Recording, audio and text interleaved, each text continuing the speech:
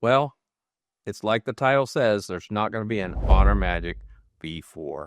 Now, before you get upset about it, I'll tell you why. And you want to stick to the end because I'm going to give you some tips and tricks on the Honor Magic V3. Let's go. Now, I read about the Honor Magic V4, and yes, it's true. There's not going to be an Honor Magic V4, and here's why. The number 4 in Chinese looks very closely when you look at the word to the word death. So it's kind of a superstition that they won't have a 4th model, just like the Oppo Find N5. They skipped the 4th version. So Honor Magic is going to come out with version 5, so the V5. So yes, there's not going to be a V4 this year, but there will be a V5. So no worries there. It's expected to be sometime in June, July, which is when they announced this last one. So that'll be a year later. And the new V5 will come out with, of course, the Snapdragon Elite chip, making it quite a bit faster than this. Now, the rumors of the changes that are coming out with this phone is they are going to give us a 200 megapixel camera instead of the 50 megapixel zoom lens, which could be an awesome upgrade. We're talking a telescoping zoom lens on a 200 megapixel camera. Now, from what I understand, it's going to zoom 3 times, where this one's 3.5 at 50 megapixels. So 200 megapixels at 3 times zoom should be the best zoom camera out there. So that is something to get excited about. And they're going to continue to keep the 50 megapixel main shooter, which is great. Hopefully they don't reduce the quality of the lens like Oppo did. Hopefully they're able to maintain this same lens. I'm going to take a quick second here and thank you for tuning into this channel. I appreciate you. Now, if you would, please show me appreciation for this content by smashing that like button down below. It really does help out the channel. Let's get back to the video. Now, we don't really know if they're going to go thinner or not. I hope they don't try to chase Oppo in being the thinnest, because this is very thin already without compromising the cameras. And then we don't really know what they're going to do with the ultra wides, but if they keep the 40 megapixel ultra wide, that'll be great. And then, of course, there's the selfie cameras. We're not quite sure where they're going to go. These are 20 megapixel, both of them.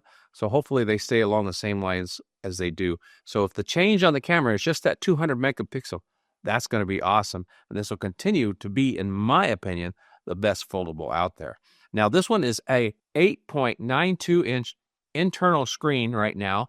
And on the new one, it will be a full 8 inches. So that's a little change, but it gets up there and competes with all the larger phones today, like the Z Fold 7. It's going to be a 8-inch screen. And then the external screen on this one is estimated to be a 6.45 inches in size, which would be smaller than the Z Fold. The Z Fold is supposed to be a 6.5 inch. So I'm not quite sure how the internal is going to be the same size, but the external is going to be a little smaller on this one. Doesn't make sense because the borders on here are very thin as it is. So I suspect the external screen will probably be closer to the 6.5 inch. Now, another change that we're rumored to get with the new phone is they're going to add more AI to it. Now, the only more AI that I want added to it is where it'll help me format and write text messages or emails, where on these other phones, they actually give you assistance in formatting what you've written. In other words, they give you another way to say it after correcting your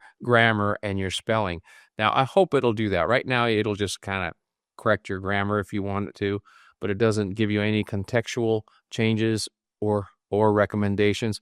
And I hope that they do add that AI to it. And it would be nice if they give us kind of a photo studio type app where you can do some AI imagery on your photos and such, like you get on the other foldables. But that's not a very high priority to me. Now, there is rumor that the battery size may increase a little bit. Don't know what that is yet, but I'm excited to hear that, with just knowing that the battery as it is right now is a full day use and longer lasting than my other phones, such as the OnePlus Open, Samsung Z Fold 6, or even Pixel 9 Pro Fold. This one has the best battery. So what do you think? Are you excited about the new Honor Magic V Fold 5? Let me know down in the comments. I'd like to hear from you. Now, I did talk about some tips and tricks, so let's go ahead and cover a couple of those for you. So one of the first tips I want to talk about is the camera. A lot of folks since my last video asked me how to get the perfect settings on the camera, and I'll show you how we do that and how to get the camera to remember them.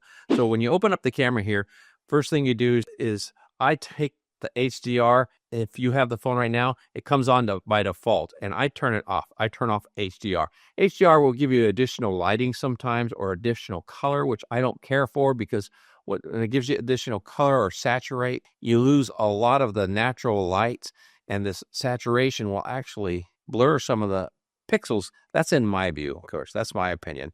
That may not officially happen, but from my view and what I see and experience, that it kind of blurs the image a little bit. So I turn HDR off.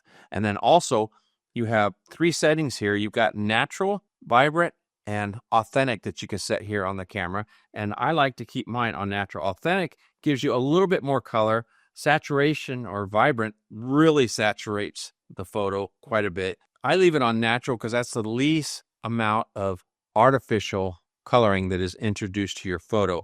I like to keep it as natural as possible. And that's kind of what Pixel does to get their best imagery. I mean, even with the HDR Plus or Ultra HDR is what they call it on the Pixel, with that turned on, it doesn't saturate as much as these other phones. Now, if you're outside and you take any photos of anything with vegetation or greenery, such as plants, you get this image that pops up, as you can see here, where it shows greenery and it enhances it.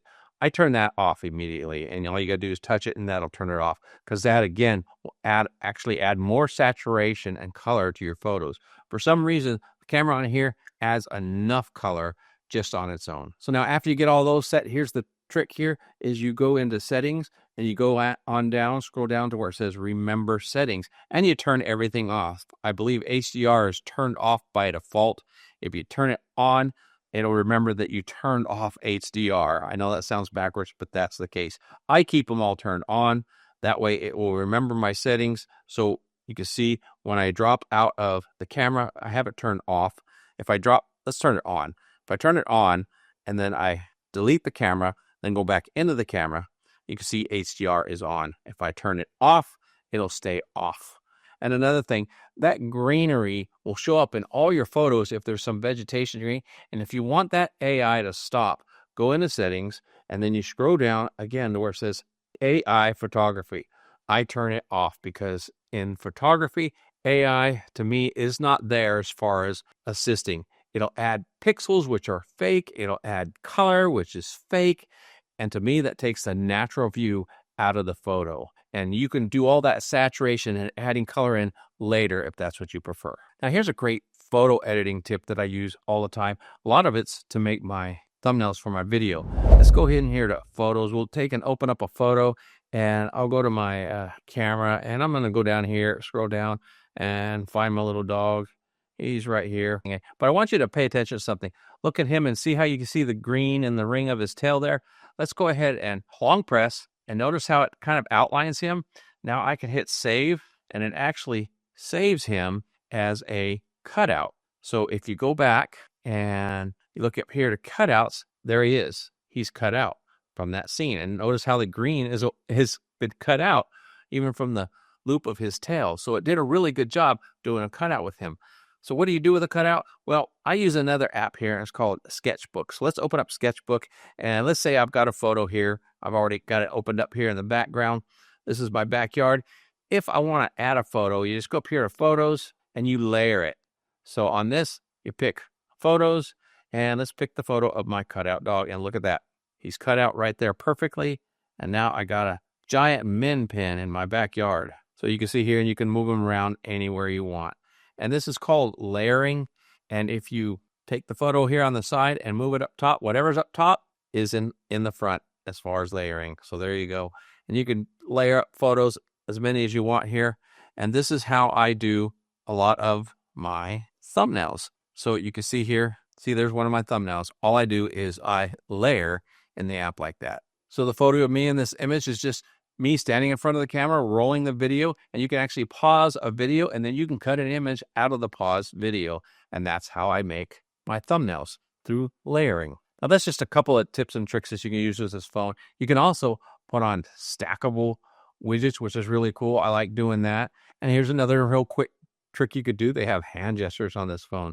And I'll show you this real quick here. You can take your hand and you can close it, capture the screen right there. Isn't that cool? And then there's also a hand gesture where you can go ahead and scroll. Bye-bye. So there's several different hand gestures you can use. It's something you can check out in settings. Now let me know if you want to know more tips and tricks on the Honor Magic V3 or V5 when it comes out, and I'll dedicate a video to just tips and tricks. Now, as I said, the Honor Magic V5 will be coming out soon. If you want to see how the V3 compares to the Pixel 9 Pro Fold, or even what's coming, the Pixel 9 or Pixel 10 Pro, check out this video right here. Until next time, remember, God loves you.